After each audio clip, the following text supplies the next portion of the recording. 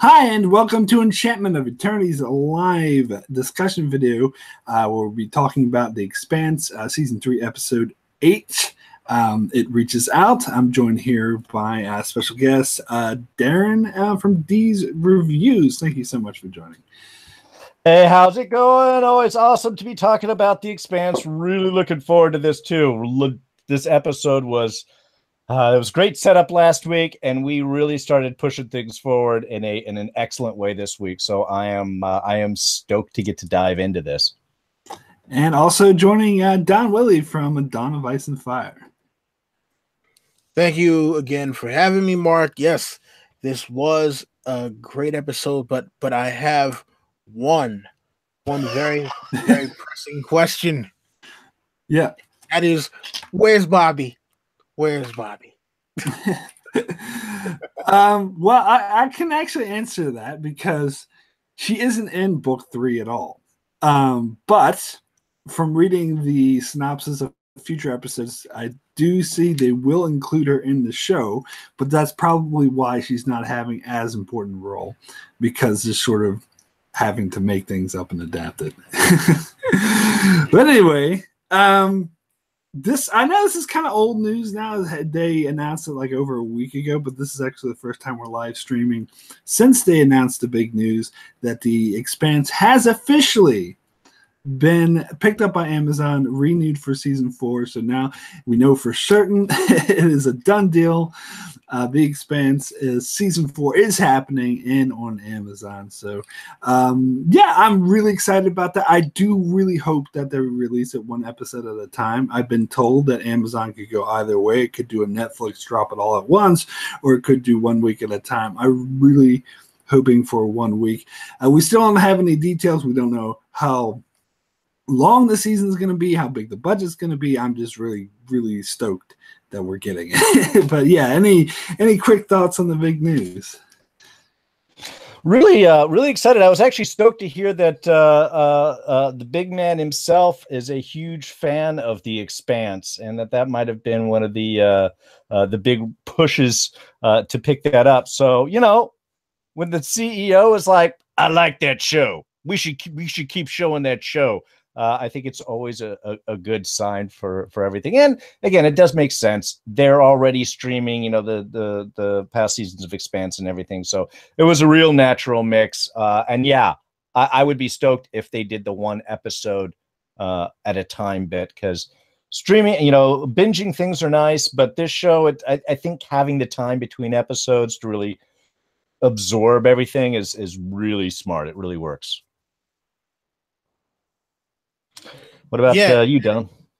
Yeah, I was going to say, I also think that it also helps for people who do YouTube reviews, and it's the people who do the YouTube reviews that helped to save The Expanse in the first place, because, you know, we are the people who get it out on social media. And so it's like, if you drop everything at one time, everyone's scrambling to try to get, you know, all these episodes reviewed, whereas you put it week by week, you know, everyone can still do everything at a pretty steady pace. And also too, I mean, you don't want it to be a thing where it's just overload, where, all right, you dropped, you know, 10 or 13 episodes and it's like, all right, boom, done. You know, now we got to wait until next year. So it's better that way. So I hope that Amazon is looking at videos like this and does take that advice. Yeah, absolutely. In the chat, Colonel Doomsday is saying binging doesn't work for me. I think it works for certain shows. I actually think that Netflix should like pick and choose which shows should binge, because there's certain shows like Black Mirror in particular which should not be released. That should be 1 week at a time, because that's like a whole, each episode is a different thing. You take it in. I think like dropping it all at once is a mistake. And other shows, like I think like some of the Marvel Netflix shows like Jessica Jones and stuff, that I do see why people prefer binging that, because it kind of just tells one story. So you kind of just want to jump into each episode. So I think it should go a show by show basis, and hopefully, it seems to me that's what Amazon does. So hopefully they'll look at The Expanse and see, and especially if the Jeff Bezos is a huge fan, he'll see that it's better viewed one episode at a time. Cool. All right, so let's go ahead and jump into this episode. You guys already gave some thoughts on the episode, so I'll give my quick thoughts on the episode. I thought I did really enjoy it. I thought it was a bit slow towards the start, particularly the stuff on the behemoth with Drummer. I thought, yeah, the kind of like pacing didn't quite work for me, but the ending was amazing, and that totally blew me away. And I remember, like, I wouldn't say it's better in the books, but it's just as good, because I remember reading that part in the book. I was like, ugh, totally enthralled. Actually, no, I will say it's better in the book, because to see it all on screen, the way it intercut and the visual things, yeah, absolutely loved it. But anyway, let's go ahead and jump into the different storylines, and let's start with the big one, the Rosnate storyline. So let's just start off with Holden seeing Miller. Now, this is mainly what we were dealing with in most of the episode. And I thought this was done so well. I said in my review, I love the way the Stephen Strait, the actor who plays Holden, played this slow decline. He was like starting to, like, I don't want to say lose his mind, but he was getting really stressed out, and you could like see it on his face. And I thought that was done so well, because he was just, it was almost a traumatic experience, really, having this ghost appear to him and he's just rambling incoherently. And I just thought the whole way that played out was amazing. But anyway, Darrin, let's get to your thoughts on this. Yeah, I have to agree. I think Holden did that really well. You know, it's tough to show complex emotion when it's just your face right in the camera, and to really hold that and sell that. And I thought he did that incredibly well, because all of this shift and change really relies totally on his ability to just sell this transition and this questioning and this descent. Like you said, in some ways, I mean, it was, you know, it's funny, because he catches it, and you get that first off of like, what's going on? Am I seeing this? Is this off? And then, but I like the fact that he's constantly, once it's happening, he is in a way engaging. He's trying to figure out, am I seeing this? Is anybody else seeing this? You know, and I liked how they played that off too, because I was wondering, is Miller just appearing and then everybody else can come in and talk with him? But no, then it seems this is really only happening in kind of Holden's head, and how they played all that from Amos popping out from, and I love the interactions, which I know we'll get into more in a little bit. But how the crew reacted, and how he was kind of hiding everything from the crew, but not, I guess, from a pacing wise, because a lot of times with this, they hold that secret and they don't say anything, and it becomes a frustrating point. And I think that they handled that really well, where he was more trying to confirm what he was doing, and then trying to get some answers, and then going through the auto doc and trying to make sure that he didn't have anything wrong with him before he really started discussing it with everybody else. So I think they handled that shift for him through the episode really, really well. How'd that work for you, Don? Did you like how that worked, or what's with that damn hat? That was absolutely hilarious. Like, you know, he sees Miller, and, you know, he's like, okay, what is he talking about? Because at first he's not making any kind of sense. And then when he finally does start making a little sense, he's like, what's with that damn hat? You know, and you would figure that would be like the least of his worries, figuring that it's like, wait, you're supposed to be dead, but yet here you are in my bunk talking to me, talking gibberish. I have no idea what the hell is going on. I don't know if I'm crazy or not. And he's just like, no, what? Like, okay, I get the clothes, but the hat, where did the damn hat come from?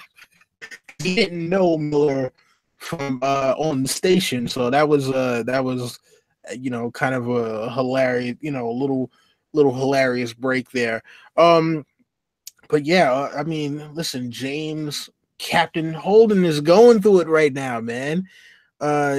how many times did he scan himself for the damn proto molecule and all that? I mean, I'm pretty sure we'll get to that a little later too, but you know, he's sitting there, he's kind of paranoid because he's seeing this and he doesn't know how the rest of the people on this ship, because not only is it Amos and Alex, but he's got these two people making a documentary about him. He's like, shit, I can't really break down in the middle of a fucking documentary, and especially when we're supposed to be going to find out what the deal is with this ring. So I mean, yeah, this was a great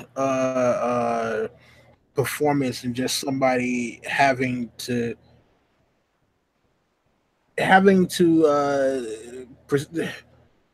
act as though they're breaking down while still trying to hold it together. You know, if you understand what I mean there.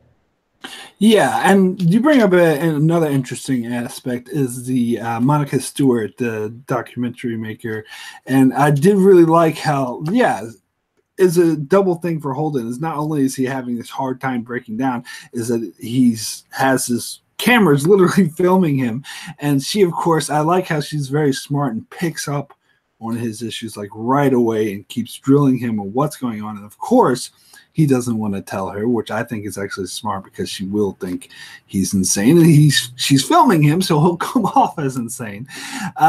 So yeah, that was a really interesting sort of twist to it, and sort of his conversations with her. I think at one point he almost like confides in her and tries to be like, look, can you like actually manifest people and stuff like that. So yeah, that was like an added element I thought really worked. Yeah, honestly, the Monica part, that whole reaction was one of my favorite parts of the episode, because I mean, I admitted, you know, I'm suspicious of this crew, and it ends up being really only part of the crew. Again, we'll get into that. But that whole bit where she's trying to interview and she notices, she's like, look, you're lying, you're not being honest with me, puts the camera down, you know, and says, look, I specialize in this. I have studied. I'm a psychologist. I know when people are off. That was, to me, a wonderful transition for that character, because I went from being very suspicious to seeing that she actually had kind of an honest agenda for what she was. She was very straightforward. Yeah, she's a documentarian. Yes, she recognizes the charisma that Holden has, and I love that scene where she's walking away. It's like, I'm gonna win so many. I'm gonna win all the awards.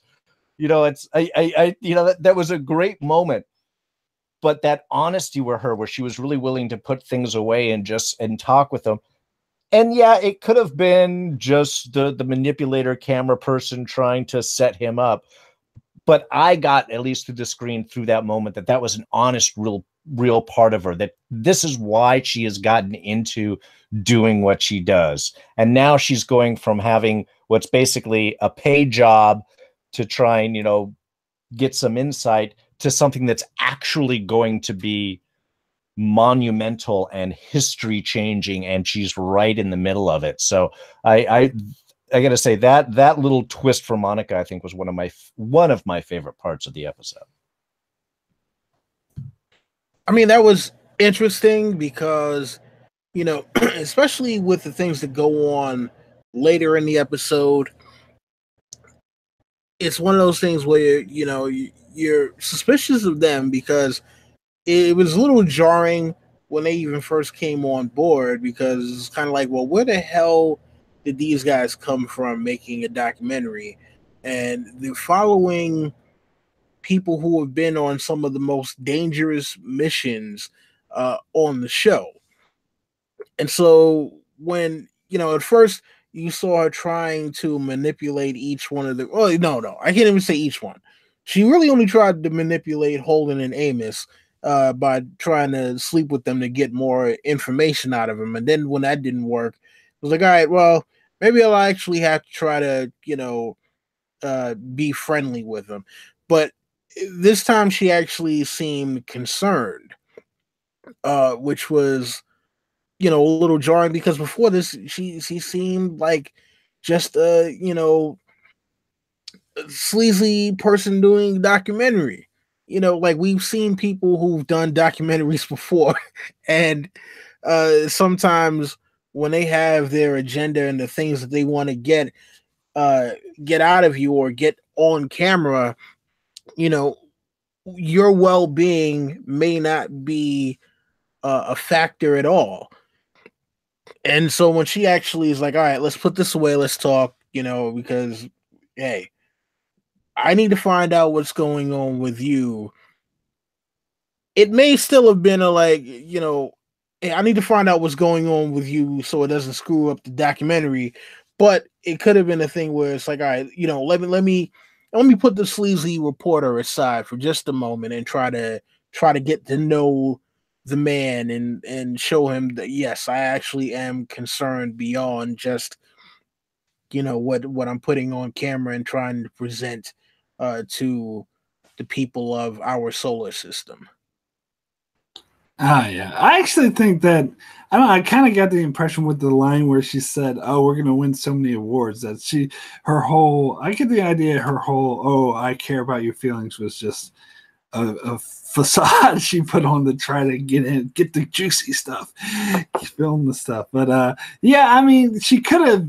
I think part of it could have been relating to him on a personal level. But yeah, I do think there was that underlining. We're gonna win all the awards, and that was just such a great line. But anyway, I have to point out in the chat earlier, Iron Tern says, "How come no one in the panel is wearing Miller hats?" And now Darrin breaks out the Miller hat. Unfortunately, I don't have one to wear. Unfortunately, I used to have one a while ago.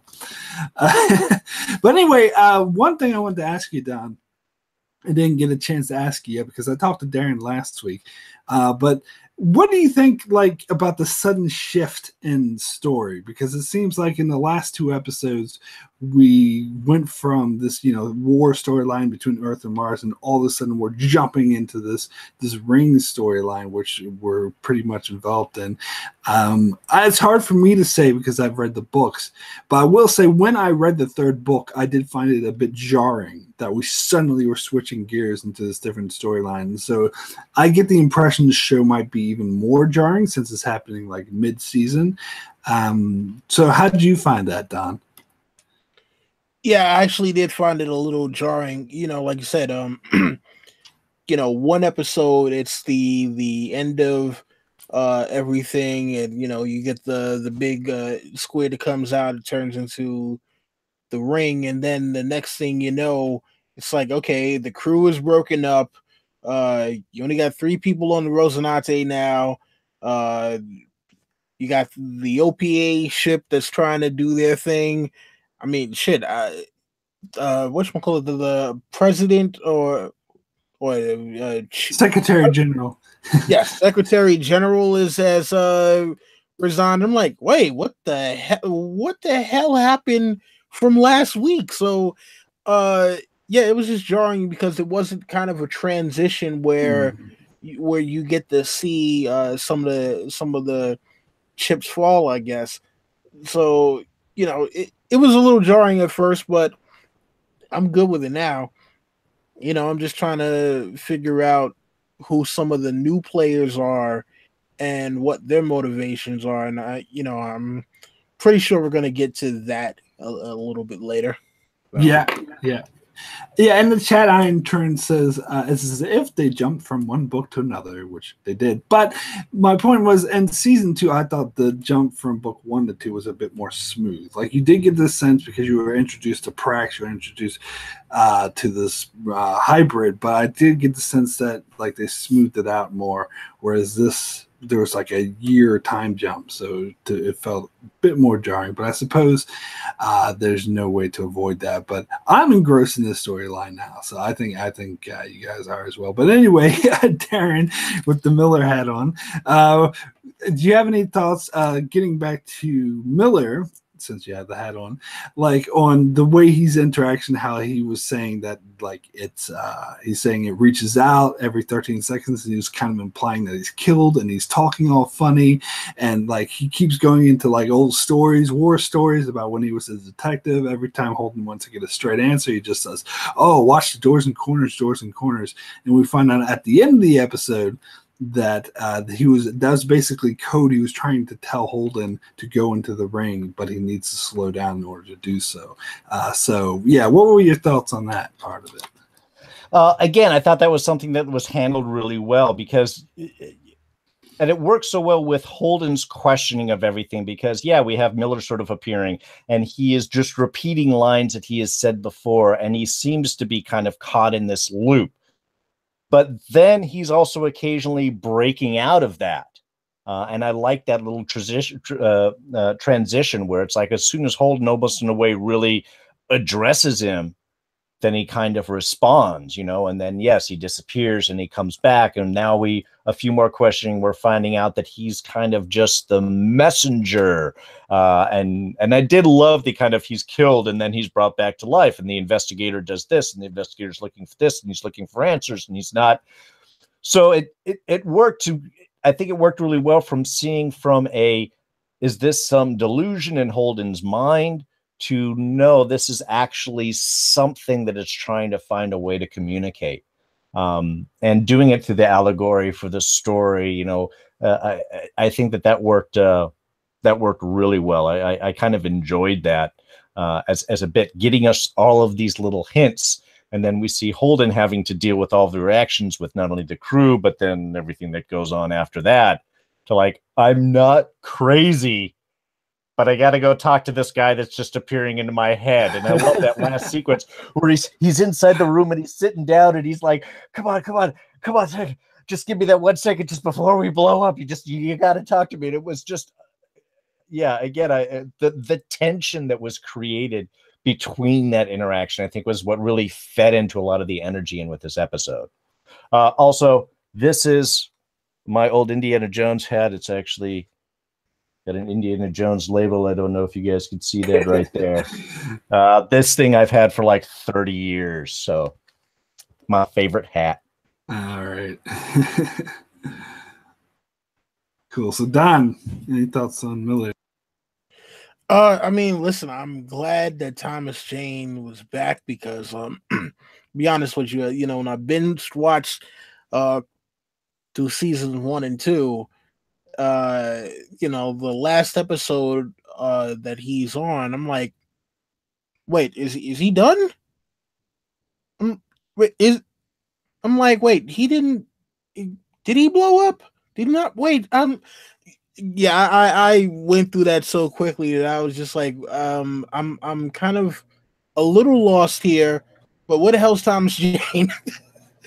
And so I'm glad that he's back, but obviously this isn't really Miller. This is some sort of proto-molecule representation of him. It was interesting, and I'm wondering how long this is going to last because, you know, we see what happens at the end of the episode. So was this just kind of not necessarily a one-time thing, but was it just something to get them to the ring? And it's like, all right, now that we got them there, we don't actually need this messenger anymore. Which I think that would be a shame. Yeah, I was actually kind of curious about that too, because it does seem kind of like the initial reach out, but will that be able to persist? Is that going to work? Is it just going to be Holden talking to him? Is he going to be, you know, is he going to be able to appear to everybody else? So yeah, there are a lot of questions on this, and I love seeing Thomas Jane back, but yeah, you have to be like, well, how long do they have him for? He was added as like special guest star or something at the end of the credit sequence. So that usually only means it's a 1 or 2 episode visit. But yeah, I'm curious how that's going to play out. And in the chat, Iron Trent says he got Ned Stark. And that's actually what I was thinking when we talked about Thomas Jane. What are they doing killing off Thomas Jane? Make me think of them killing off Sean Bean because he is the big star of Game of Thrones. But of course, you know, in both cases, they're following novels. But anyway, speaking of the novels, I'd like to bring up the difference from time to time. One of the differences I did like in the show better that I thought they improved upon was the fact that Naomi wasn't there to comfort Holden, because in the novel she was there on the Rocinante, and she was working with Holden to comfort him during the Miller situation.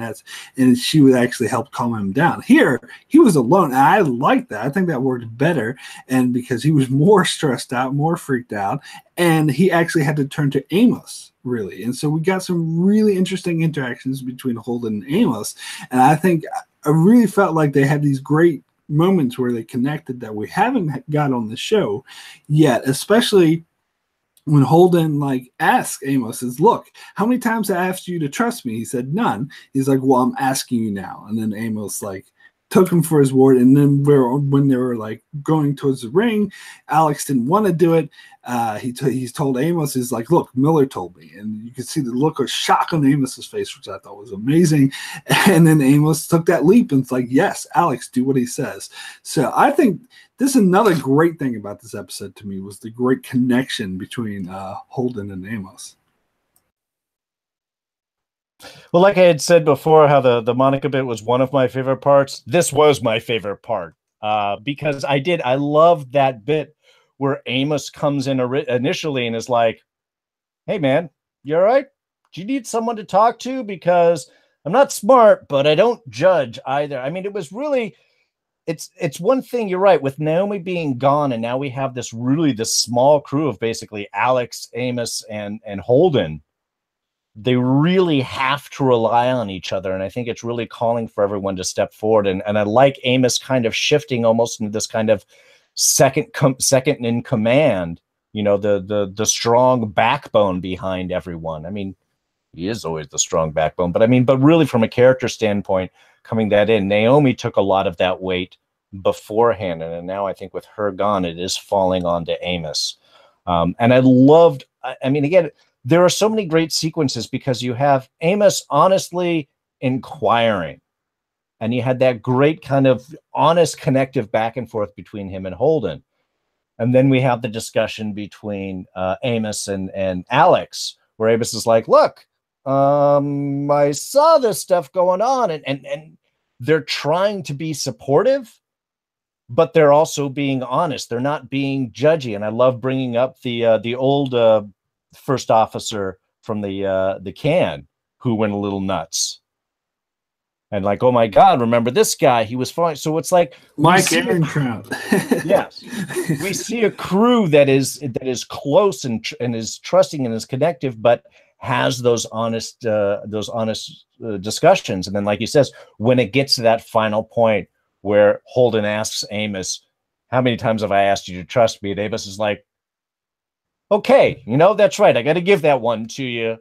Let's do it." He's earned, they've all earned so much respect for each other, that seeing how they dealt with this very questionable circumstance, I thought was a great bit for the characters and their evolutions. And like all things, they're going to be much stronger together after this, that they were able to get through this questioning, trusting moment and be able to find out that, yeah, you can still have that trust. Yeah, listen, I'm loving the dynamic between Amos and Holden. Listen, Amos was a character that grew on me, but now he is actually one of my favorite characters in the show. And look, you need him around because he is kind of a stabilizing force for the entire crew. Even though there's only 3 people in the crew now, but he's a stabilizing force on the ship. And it's funny because if you think about it, he's probably really the most unstable, just with his non-feeling, and he can just kind of, like that, almost flip into psychotic mode a little bit. But when he's not that, he's level-headed, and he's the person who's like, hey, look, yeah, this is the right thing to do. And there hasn't been a time that I can think of where he's backed the wrong decision. So, he trusts in James. They've been through a lot together, and yeah, it's just if it wasn't for him, who knows where James Holden might be right about now. So glad to have him on.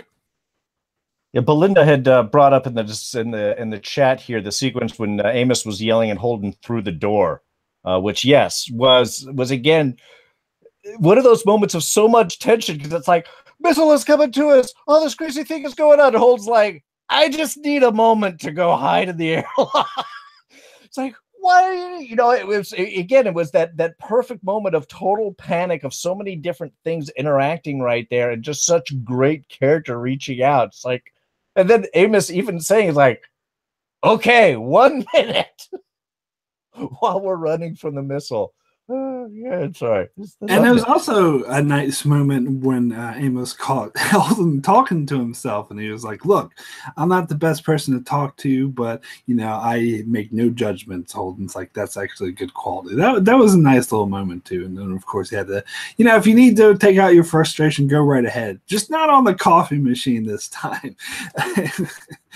Yeah, don't mess with the coffee. That's the most valuable thing on the ship now. It's like that's the line that you don't cross is messing with the coffee machine. Yeah, absolutely. Yeah, so yeah. So the question I was going to ask you guys is, what do you think? Do you think that Amos actually believes Holden that when he said he was seeing Miller? Do you think that he actually thinks, put two and two together because he kept testing himself with a protomolecule? It's like, that's why he keeps testing himself with a protomolecule, and because he knows like the protomolecule can do weird shit? Or do you think that he wasn't sure, he just trusted Holden and took him at his word just because he knew that Holden was really gung-ho about this idea on going to the ring? It could have been a little bit of both. I mean, but there also could be some spirituality mixed in there too. I mean, look, they lost Miller in a very dramatic fashion, and you got to think about it. Miller was somebody who'd also been kind of a stabilizing force before he went out, and for the captain to now say, "Hey, look, I got information from Miller that, you know, that's gonna save us." It's like, well, shit. There's a missile coming toward us. We can't outrun the missile.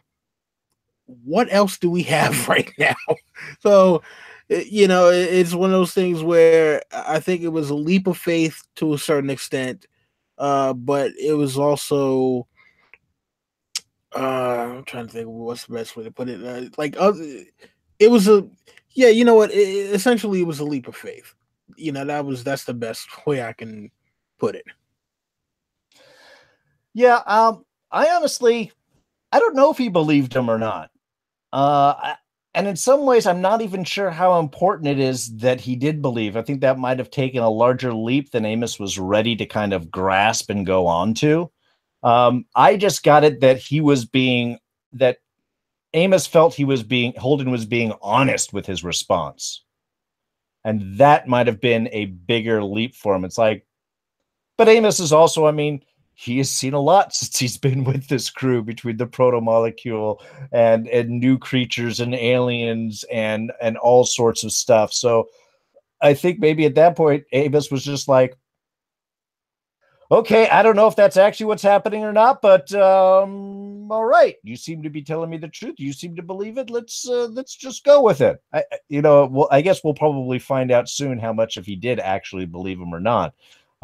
But in some ways, I think it was more of just Holden being honest with the crew, whether or not they believed that was actually happening. I think they believed that at least Holden thought that was happening. I mean, listen, think about it. They saw a giant robotic space jellyfish turn into a giant ring, and some kid that was trying to jet through the ring slam into the middle of the ring without destroying his ship, but he got splattered all over it. who knows what kind of shit could be happening right now? You know what? He says he saw Miller. Okay, he saw Miller. Fuck it. Alex, do what the captain says. Yeah, that is definitely a really good point. So, Darren, you brought up earlier the cameraman, the shady cameraman. And I think I don't want to get too much into it, but I think it was pretty apparent from the shady shit he was doing. We saw him take out a panel and move shit around. Well, I won't say much. What were your guys' impression of that aspect of it? He did it. He's guilty. It's him. It's all him. It's all the creepy cameraman. And to me, yeah, like I said, this was kind of the distinction with the Monica scene. How I thought that she'd sort of opened up with Holden. Again, could be manipulating, could not. I honestly, personally thought that was an honest part of her that works right alongside with the ambitious, we're going to win all the awards side. So I think the two of those are not mutually exclusive. But yeah, I think this pretty much nailed down. I mean, even Amos is yelling at him to stay out of things. I mean, he was being very forthright about, I've told you not to mess around with these areas. And all the cameraman doing is trying to cover that up with, you know, are we sure we don't have a chance? Are we sure we don't have a moment? You know, he's just putting that out there like that's his only interest. But yeah, with all the manipulations, I with everything happening with the Can't not being able to respond, Alex was saying that they've already been tampered with. We know that he had changed out the machine. Plus, we know that wasn't Holden on the recording. Yeah, I think it really just nails down that he has to be the one responsible. And I think this next episode is going to be clearing that up. So we'll know that the camera guys, at least one of the players involved in whatever this big new scheme is, the question will be whether or not Monica is aware of that or not. Yeah. Oh, and the chat, they're just pointing out, correcting me, pointing out the cameraman's name is Elio Cohen. Okay. All right. Good. Yeah. I think when I went through my notes, they were just listing him as cameraman, but I know that they had mentioned something during the show. Yeah, I didn't even remember that one. So that's all good. Don, your thoughts? Yeah, I had absolutely no idea what the cameraman's name was, but obviously he's working with the one called New Girl, because I'm sorry I don't remember her name either. Melba. Melba. Yeah. Yes. And you know, it's funny because I looked it up on Wikipedia right before this and I still forgot her damn name. Melba, and then you know who I think is also involved in this one? This is the conspiracy theorist in me. The new guy who's with the OPA. Ashford? Yes. I think the three of them are in it together. And because think about it like this, right? So cameraman sets up James Holden, you know, with the whole faked message. Melba blows up the ship. The message goes out, and then, you know, it's like, oh wow, I can't believe that happened. Oh man, the UNN is gonna think that we did. Oh man, we're gonna have to fire on this ship, aren't we? Oh man, I'm just gonna go stand over here while you make that decision, Captain. What are we gonna do, Captain? I have to fire. Nope. Shut her up. Shut up, Naomi. Captain, I don't want fire on the ship, but I think we might have to fire on the ship, you know, or else the UNN is going to fire on us. But I'm going to leave that up to you, Captain. Shut up, Naomi. All right, that is an interesting theory, but we'll get more into him when we get more into the Behemoth storyline. But yeah, that is an interesting theory. But anyway, before we move on from the Rosnate storylines, any further thoughts, like the ship going into the ring, the missile being frozen air? That was a really cool shot. So, and just any other thoughts on this storyline at all? It was all awesome. I mean, again, the whole last sequence again. And that was a great bit. Is with the Miller, we're getting all this psychological tensions, what is happening, and the little fights in between the crew, and then once the UN ship was blown, and once the recording went out, it was a great ratchet up to 11 with all of the panic and everything had to be quick and everything had to move. And, you know, Alex doesn't know what the heck to do. And he's trying to listen to, you know, who is right. And I mean, there was a lot of great tension. The fact that Alex did acknowledge with Amos and did go ahead and do this crazy move up into the ring was exciting.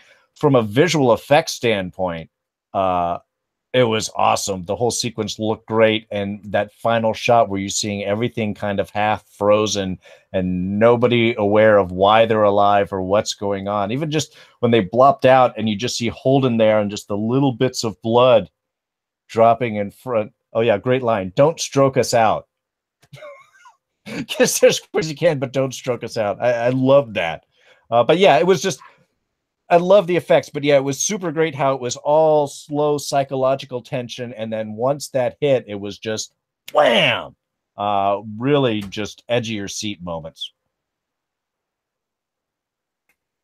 Yeah, I'm kind of wondering, like, how does time work in that little bubble or that plasticine? I'm not even sure what the hell to call it in the middle of that damn ring.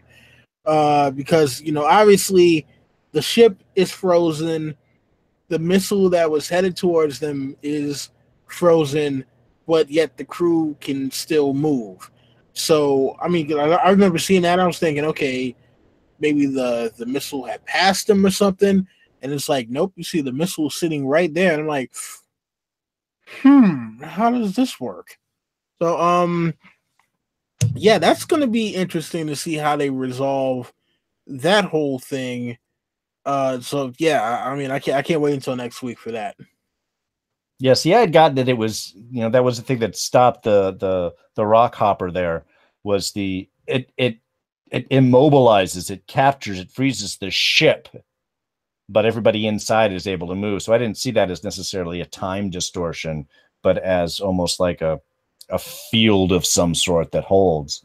Though the missile still did have that kind of the movement drag behind it of its shifting direction, which was kind of interesting if that was the case. So yeah, I don't know. I mean, that's how I caught it, but it could be a time warpy thing too, I suppose.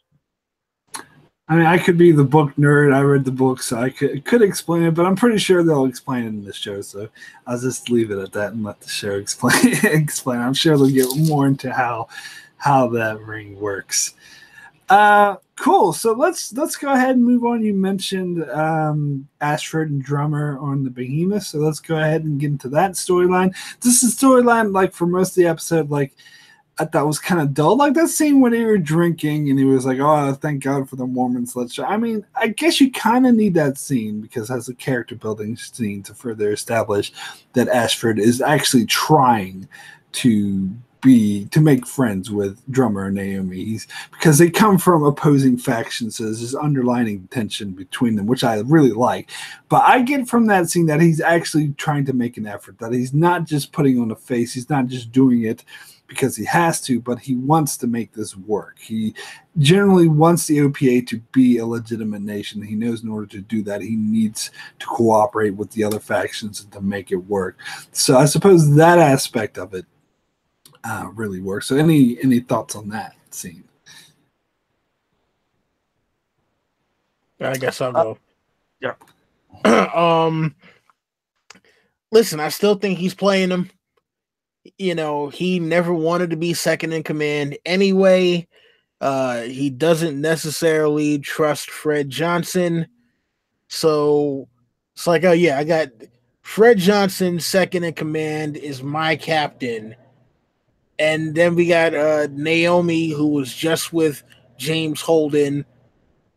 Listen, yeah, man, I sense a mutiny coming very shortly. Especially, you know, after you know, this whole thing with the cameraman, when they find out about him. You know, I think yes, he does want the OPA to be a nation, but I do think that he wants the OPA to be top of the food chain at the end of the day. I don't think it's just we want them we want the OPA to be equal.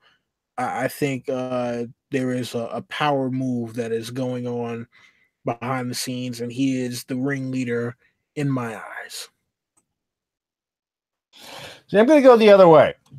I'm going to say that Ashford is a straightforward guy. I think I think he is honest. And the reason I'm saying this is because it is so easy to suspect that he has something behind him, that the great move here would to actually make him be very honest and forthright about what he's after. That there's going to be so much suspicion that he has to be behind it because he's, you know, that OPA guy, and that he's got to be planning something. I think it would be a much more interesting character move for him to actually be forthright with what he's going, that he believes, yes, that the OPA and the belt does deserve a place at the table equal with Mars and Earth. But I think he also understands the politics of it all, and that the belt isn't in a position, no matter what. I mean, from population standpoint, to resources standpoint, to ship standpoint, to try and kick Earth and Mars out of the dance effectively.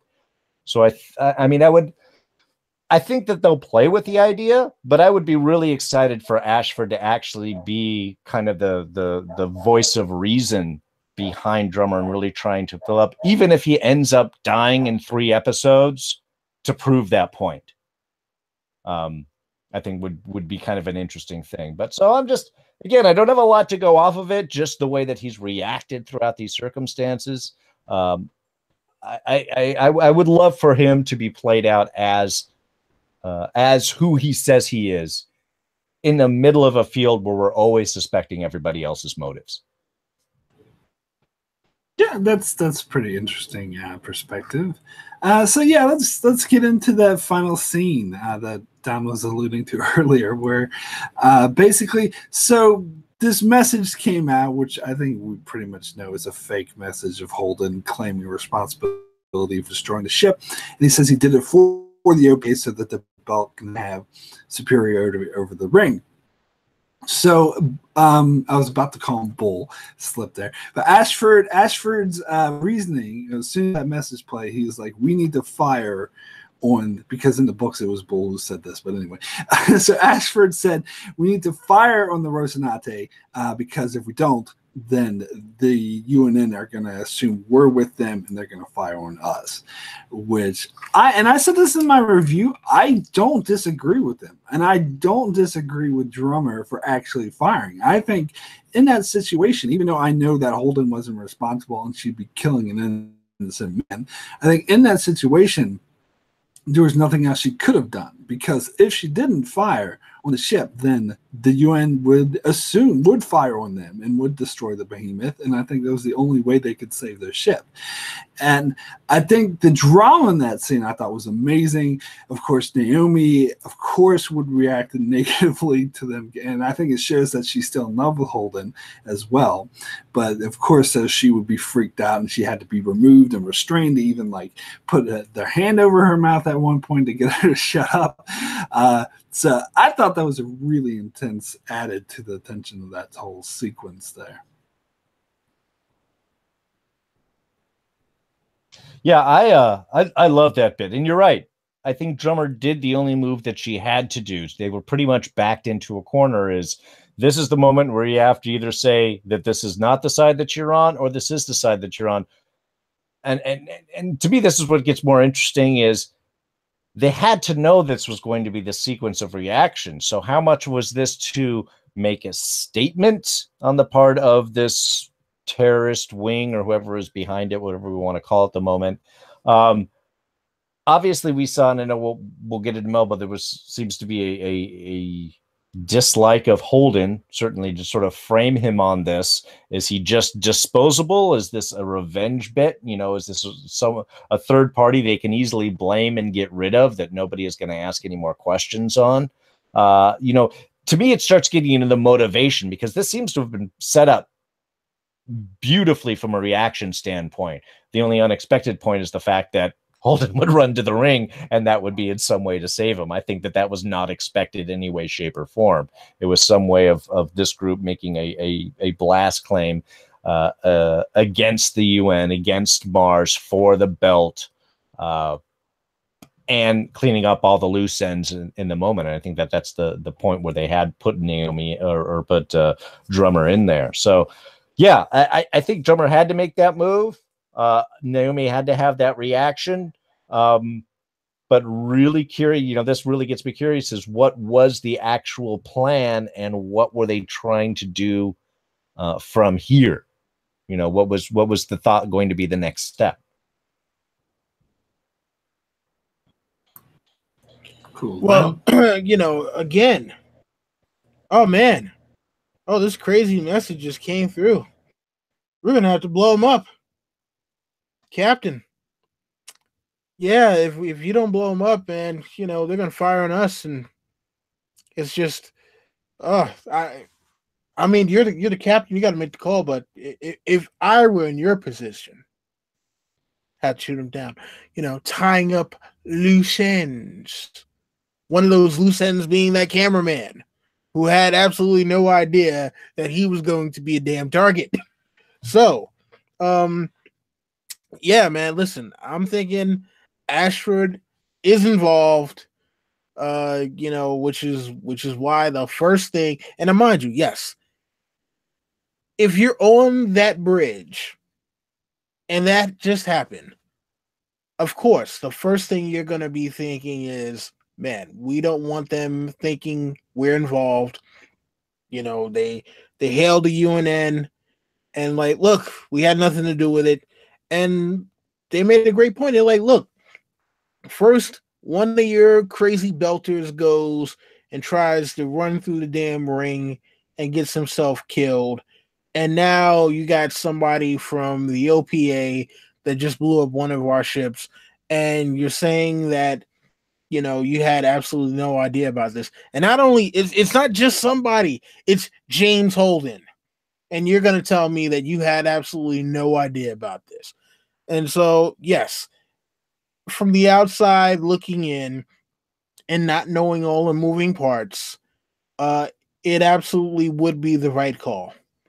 All I'm saying is, I think Ashford is the person who set all this up, and there is a mutiny coming soon. Cool. All right, cool. So yeah, let's go ahead and move over to Melba's storyline, because Iron Throne in the chat actually. Well, okay, I usually don't give away spoilers, but since he hit it, he hit Melba's motivations on the right. You guessed it correctly, and he said that Melba makes artisanal coffee machines for spaceships. That's why she hates Holden with a passion. There we go. You figured it out. It's because he destroyed coffee machines everywhere. It's hipster revenge. Oh, yeah. Get you for taking that. But anyway, to me, this was another one of the strong points of this episode. Another thing I thought really worked were the scenes with her. I think it was acted beautifully. It was amazing acting, because you could tell how hurt she was by the fact that she killed Brent. In fact, she even says he's the only decent man I've met, and it happens to be the man that she just killed. And so she was, from her perspective, she was forced into killing him because he found her bomb, and she didn't want her plans ruined, so she had to do it. But she actually really liked him, and I think it was amazing, the scenes where the flashbacks, where you could see in her head she was thinking about killing him. You see the single tear roll down her cheek, and she almost crashes the ship while she's coming into dock because she's so distracted by this, which I think is amazing and shows that she does really regret having to kill him. But on the other hand, you have the scenes when she activated the bomb, and I do believe there were people on this ship that blew up. They weren't very clear about this, but I don't think it was an unmanned ship. So she just killed a bunch of people, and she had an evil smirk on her face, especially when she was playing that fake message from Holden, this evil smirk on her face. So she obviously is up to no good in that regard, but yet still has sort of feelings of remorse for killing that one good man. So it's an interesting dynamic character, in my opinion. Well, that was really kind of off-putting. I mean, I liked a lot of the moments. Yeah, I think she acted through a lot of this beautifully well, but that was kind of an odd back and forth. There's one thing, she seems very psychologically unprepared to kill Ren, even though she kind of had to, but and falling back, and it's distracting, and yet her willingness to do this job and blow up that machine. Now, admittedly, killing Ren's, you have to stare at the person, you have to do it face to face versus pressing a button, and kind of just that separation. I can see where that might have a little bit of a difference there from that standpoint. But yeah, it does add some interesting. Somebody had mentioned that we're gonna very intrigued to find out about Melba's backstory, or the reaction when we find out Melba's backstory, and I am actually kind of intrigued in that, because I want to know how this person is so ready, is so full of hate and so ready to kill, and yet is also so reticent to kill. It was kind of it's an interesting place to put the character. The only note that I have said from a negative standpoint is I really don't believe that easy blood cleanup of hers. Pulling off just her jacket and kind of cleaning. I mean, blood's a very complicated, very messy thing, and it just seemed to I don't know. Maybe this is like super absorbent space gear. It's the sham wow of the future that these coats are made of, to go ahead and absorb all of that. But that was the one thing I was like, she's just using her jacket, or she's not even like spray bleach or anything that we see. It's just sort of sucking everything up. So that was the only kind of, like, again, minor moment that sort of pulled me out of it. But yeah, really, really interested to find out. And again, this is what makes me want to know what is up with this story. Where is everybody coming in? What is the plans? What is it they want out of this particular act? I don't know. Do you have any thoughts there, Don? Or? Well, just one second. Want to intercede real quick about the blood cleanup thing. That is a good point. That is kind of not really realistic. But the way I look at it is, do I really want a 5-minute scene of her getting like detergent and cleaning it up and mopping it up properly? No, not really. I think I'm okay with them sort of yada-yadaing that. Okay, that's a fair point. That's a fair point. Don, your thoughts on this? Okay, so yeah, that whole thing with her, she killed this guy, she broke down his body, stuffed it into a cargo bay or something like that, and then goes and cleans up the blood and puts the I guess finishes connecting the bomb. No one went to go look for him? Like, I understand they weren't that many people on the ship. They were kind of the maintenance crew, but no one went to go look for this guy and like, hey, he's been missing for, a few hours now or something like that. Like, no one's asking where he is. I think that was kind of touched on, because like the only people who was involved in that team was that other sort of asshole guy, and he just assumed he got drunk and had a hangover and was sleeping it off somewhere. So to me, that explained why no one was looking for him. Right. I mean, yeah, because he thought that the two of them were sleeping together, and she had told him to shut up or whatever. I don't know, but then so the ship that she blew up, didn't they? I guess I'm kind of lost here. Was that like a totally different ship or something? They came on the little red ship or something like that. They went to go make repairs on a bigger ship, and then they left. Yeah, so there's a fleet of ship, and there's like the huge ship, the Thomas Prince, which is what we see Anna on, and like the captains and commanders, and they were on that ship to begin with, because we see her and Anna later, which I'll get to later. But right. So they started on that ship. They took the little red like maintenance ship to a different ship in that fleet. I think they called it a science vessel. It was called the Sun Yin, I think. Someone in the chat will probably say that. Okay, so she just blew up that one. Yeah.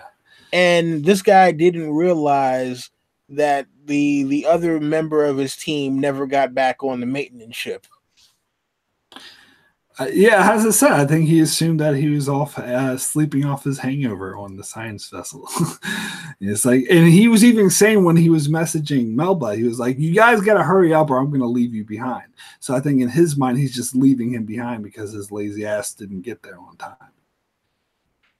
Okay, I mean, that's what listen. Some people don't really care that much about their coworkers. So, yeah, it was just one of those things where I'm just like, man, Melba is evil, just plain evil. I don't want to hear any of the whole remorse and man, gotta get the blood off and feel so guilty and unclean. My hands, so much blood on my hands. No, you're evil.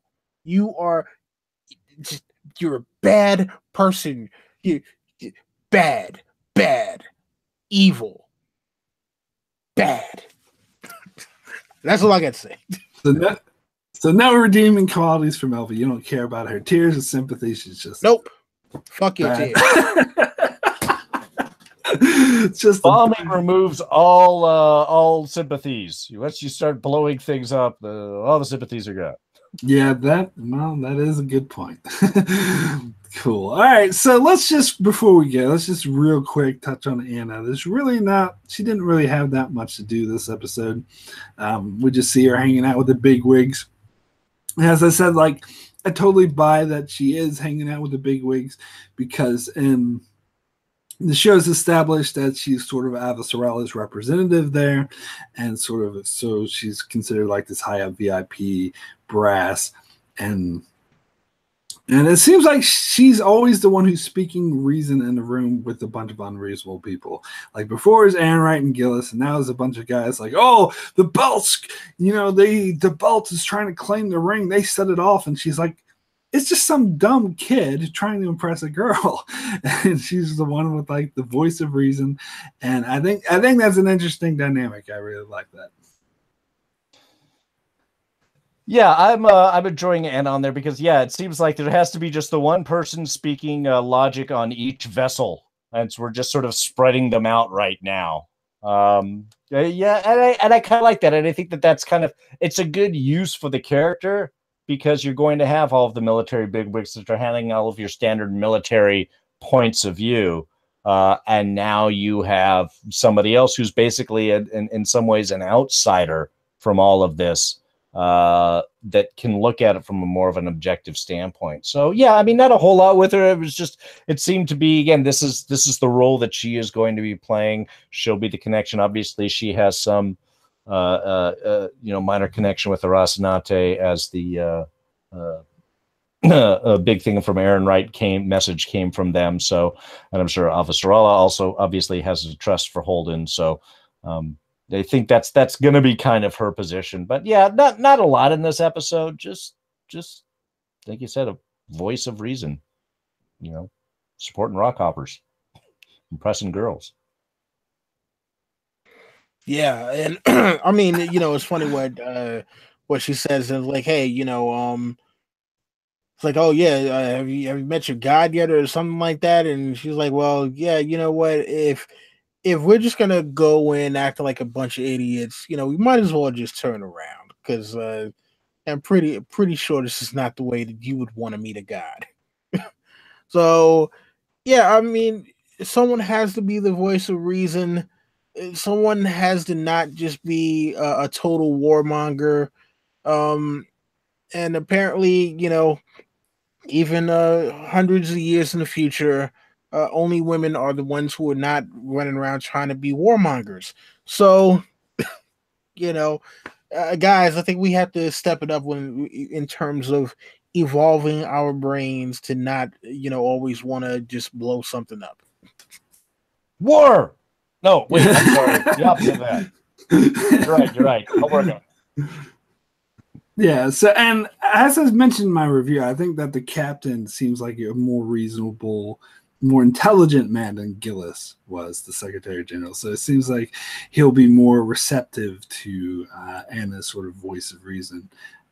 So yeah, it seems like an interesting dynamic there. And when it's interesting when we see her reaction to the Rosinante being chased after, and she wasn't necessarily opposed to that, because I guess from her perspective, she believes the recording that they're responsible for the bombing, but she was just like, what the hell are they doing when they were like flipping towards the ring? So interesting seeing that too. But then again, as I mentioned, we get to see with her in the mess hall. We see a brief flash of two characters who are book readers will recognize. I think that we will see more of those characters. There's this blustering guy talking about like making the sanctimonious speech, and then there's another woman who's drinking with Anna who seems a bit eccentric, but won't too much to them. I'm sure we'll be seeing more of them. Hope so anyway. But anyway, she spots Melba across the room, and she can kind of like the way Monica Stewart could instantly tell something was wrong with Holden. Anna's also really smart, and she can connect and tell that this woman, she has no idea who she is really trouble. So she follows her out the room, asks something wrong. And I think Anna is like generally like concerned about this person. And it's interesting Melba's reactions of, no, you can't help me, of course, because she just killed someone and she doesn't about to blow up a ship and doesn't want to give it away. But it is interesting that Anna sort of caught on to that just from seeing someone in the crowded room. Well, yeah, it shows the strength of her character, her observation techniques. I mean, that's who she is. And I think that's going to kind of spell out probably Melba's discovery is Anna's going to remember that there was somebody, or she'll get caught up in something else, and that'll remind Anna. So, I mean, to me, I saw it as, yes, as a way of Anna recognizing and reaching out, certainly showing her compassion, but also setting up Melba's capture right there, that there's something, that someone's wrong. People are very disturbed when they're about to commit mass murder. Maybe it's this person I just saw. But yeah, I don't think it'll be immediate, but I think this will be one of the instances that is going to stick in Anna's head, so that later on, when something else happens, that's when Melba ends up getting caught.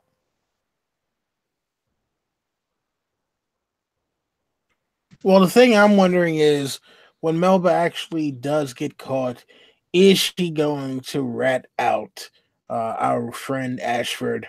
Is she going to tell? Is she going to tell Anna about how she was somehow manipulated by Ashford into doing these evil things? It doesn't matter because she's still evil. I don't care what you say, Cardinal. Anyway, so yeah, look, Anna is very observant, and again, her being the voice of reason, her being the person who takes a step back and looks at the larger picture when it comes to all of this stuff.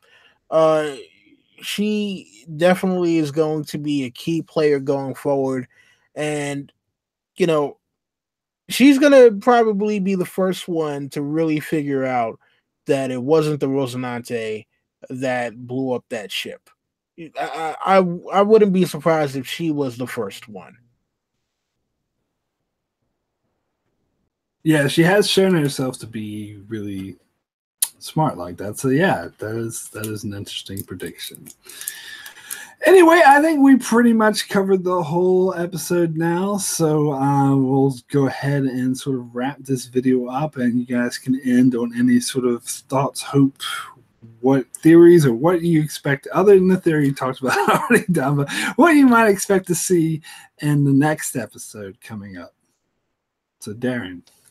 Yeah, well, it looks like from the preview bit that they have that this is going to be discovering, our cameraman being behind things. It looks like they're going to have to tear through the ship. They're going to find some way to gain control.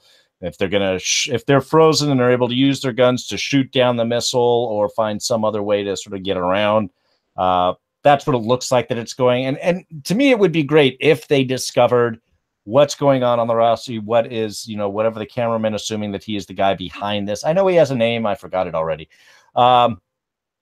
He's, that he's behind it, and to reach back out and say anything, because I think once Holden has the ability to get a hold of their radio and have a discussion, I think it'd be very easy to clear things up.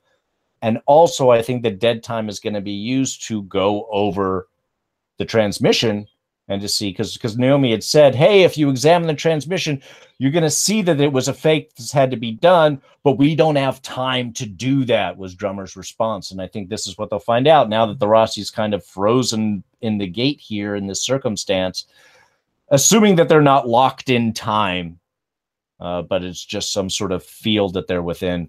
I think that'll allow the other ships to kind of look at the footage, find out that it wasn't real, and then start to ask the bigger questions. Because as long as Holden and the Rossi isn't dead, once they can talk back, it's going to be an easy question of, why would we do this? We don't have any obligation with the OPA. We're completely independent. We have a Belter, an Earther, and a Mars citizen all on the Rossi. Why would we go to one side or the other? So I'm hoping that that's really what they focus on the next episode, is clearing that up and that opening the doors to whatever the next Ring adventure is going to be. I can't wait to see what's going to happen. We've seen the preview, and apparently, I guess the missile is still moving, but just very, very slowly. So yeah, I mean, are they going to be able to destroy it? But the thing about it is, too, are they going to be able to destroy it without detonating the warhead? Because you don't want to, wind up thinking, okay, yeah, we can just shoot it, and the next thing you know, it winds up blowing up your ship that's still caught in that little bubble out the ring. And then what happens? Because, all right, is it me, or does that little film from the ring only appear on one side? Or was that like something, because I don't know, it looked like it only appeared on one side.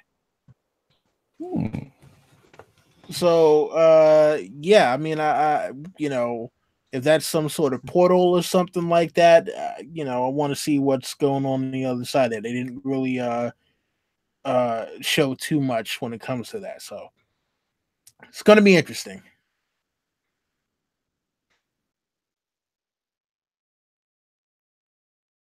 Yes, that is great.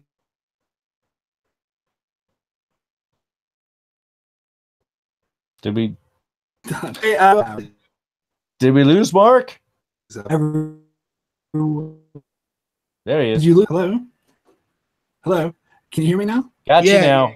Lost Okay, you cool. for a moment. So I was just talking the whole time. You guys can hear me. Anyway, yeah. So hopefully you can hear me now. So we'll just go ahead and wrap things up. Thank you guys so much for joining, everyone in the chat. Colonel Doomsday, Belinda, Deanna, and Trone, and everyone else who joined, everyone who's watching the archives. Thank you so much. And of course, Don, Willi, and Darrin, thank you guys so much for joining. So just a quick shout out what you guys are up to, where people can find you. Darrin, if you want to go first. Yes, thanks so much, Mark. Really appreciate getting to chat about the Expanse. We get to do this. I think we'll be able to do it for the rest of the season if my schedule looks the way I expect it to. So yeah, really can't wait to see what the next step of the show is going to be. Like I said, I'm hoping they're going to sort through this whole misdirection bit, and then we can really dive into the mysteries of the ring. But you can catch me on D's Reviews here on YouTube. I'm doing Westworld right now. We're just wrapping up Legion Season 2, sticking with Fear the Walking Dead, though they are losing me faster and faster. And then we'll have Preacher coming up this summer. So some good fun stuff. And you can always catch me on Twitter and Instagram. I'm at Darrin Jakes, DarrinJaqueus. Don Willi. Thank you, sir. Yeah, listen, you can find me at my channel, Adon of Ice and Fire, and hopefully, if I have everything squared away with this damn computer, damn you, I will be back streaming this Thursday, Ice and Fire Opinions, The Iron Throne. And also, you can find me with the Hype Swatch, as always, doing the monthly rereads and other Game of Thrones related stuff. Yeah, and if you want to, follow me on Twitter at iDonWilli. That's IDonWilli. All right. And Mark, as always, Thank you for having me, Darrin. Great to chat with you as well. And as always, Vala Doharis. Cool. Definitely always great to talk Expanse with you guys. Cool. So if you're finding my channel for the first time, Enchantment of Eternity, my name is Mark. So I do Expanse reviews every week, as well as these great discussion videos. I also cover other shows. I haven't done Game of Thrones in a while. I think July I'm looking about getting back into some Game of Thrones stuff. I'm sorry, I'm going to have to start with crapping on season 7 again, because it still was on my mind, but I'll get to some other stuff as well. And I'm also doing a lot of Star Trek videos. I'm continuing to cover every Star Trek movie. This week I'll be covering one of my favorite Star Trek movies, a movie that most people think is a giant pile of shit. So I'll have to talk about why I actually like Nemesis. I'm sorry, I like that movie. But anyway, that's what I'll be covering this week. Thank you guys so much for joining us, and we'll see you next time.